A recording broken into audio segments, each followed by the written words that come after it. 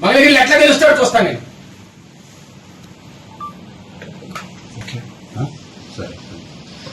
నాకు వాళ్ళే, తర్వాత మీ మీడియా మిత్రులు, అంతకంటే నాకు ఏం లేదు.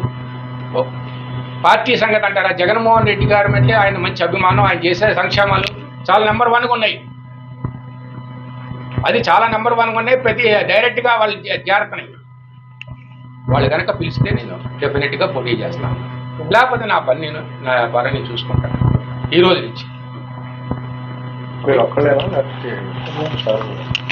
ఏమండి, సార్ విషయం వచ్చేటప్పటికి ఆయన 84 years, ఆయనకి హెల్త్ బాగోట్లేదు, ఎక్కడికి వెళ్ళట్లేదు, ఆయన మల్టిపుల్ ఇష్యూస్ ఉన్నాయి, ఆయన చాలా బాధపడుతున్నారు. ఇప్పుడు నేను నాకంటే ఆయన ఎక్కువ బాధపడుతున్నారు అన్ని విషయాల్లో.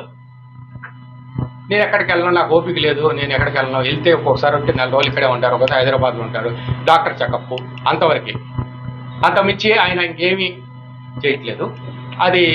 ఇది నా నిర్ణయం.